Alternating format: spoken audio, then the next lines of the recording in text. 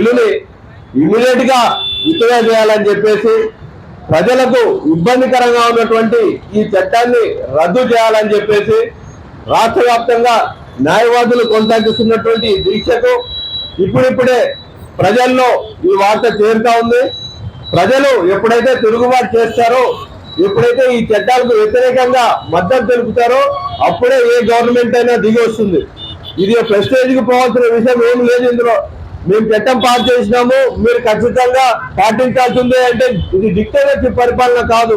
ప్రజాస్వామ్య దేశంలో ప్రజలు వాళ్లకు వ్యతిరేకమైనటువంటి బిల్లును తీసుకొని వస్తే వారి గళాన్ని వినిపించి గవర్నమెంట్ మెడల్ వంచైనా ఆ బిల్లును ఉపసంహరించిన సంఘటనలు ఈ భారతదేశంలో చాలా జరిగాయి. ఈ రోజు రాజ్యము వాళ్ళకు ఇష్టం వచ్చినట్టుగా ఒక చట్టాన్ని చేసి ఆ చట్టాన్ని మీరందరూ ఫాలో కావాలా అంటే ఇది చాలా అన్యాయమైన చట్టం కాబట్టి దీన్ని మేము వ్యతిరేకిస్తా ఉన్నాం. ఈ రోజు మన భారతదేశంలో రైతు చట్టాలను సెంట్రల్ గవర్నమెంట్ వారు తీసుకొచ్చినారు.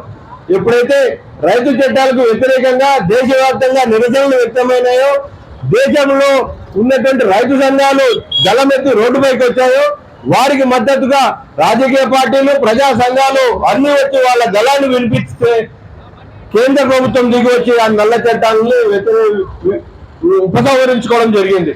కాబట్టి మిత్రులారా, ప్రజలు ఎప్పుడైతే చట్టాల గురించి తెలుసుకొని చైతన్యవంతం అవుతారో అప్పుడు ఎంత పెద్ద రాజైనా దిగి రావాల్సిందే. కాబట్టి ఈ చట్టాన్ని ఇమ్మీడియట్ గా ఉపసంహరించి ఈ రాష్ట్రంలో ఉన్నటువంటి అన్ని కోర్సులు సజావుగా నడిపే విధంగా ఈ రాష్ట్ర ప్రభుత్వం చర్య తీసుకోవాలని చెప్పేసి, అదే విధంగా ఈ బిల్లులో ఉన్నటువంటి ప్రధానంగా రెవెన్యూ అధికారులకు ఈ చట్టాన్ని కట్టబెట్టడం అనేది చాలా అసమంజసమైనది, చాలా సిగ్గుతో తల ఉంచుకోవాల్సిన పరిస్థితి. ఈరోజు రెవెన్యూ డిపార్ట్మెంట్ ముందే ఎక్కువ వర్క్ లోడే జనాలకు ఇబ్బంది పెడుతున్నారు.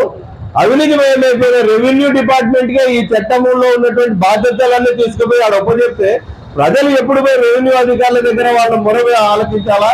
ఆ రెవెన్యూ అధికారులు ఎప్పుడు వీళ్ళ మీద కరుణించాలా? ఈ దేశంలో ఉన్నటువంటి సిపిసి ఏదైతే ఉందో ఆ చట్టం కూడా వాళ్ళకి అప్లికబుల్ కాదని చట్టంలో ఉంది. కాబట్టి చట్టాన్ని అమలు చేయలేని ఒక వ్యవస్థ తీసుకొని వచ్చి రాజరిక పరిపాలనని ఈ రాష్ట్ర ప్రజల మీద ఈ చట్టం ద్వారా రుద్దాలనే ప్రయత్నం ఏదైతే రాష్ట్ర ప్రభుత్వం చేస్తుందో వారు ఇమీడియట్ గా ఈ చట్టాన్ని ఉపసంహరించకపోతే దీనిపైన మేము న్యాయ పోరాటానికైనా సిద్ధంగా ఉన్నాము.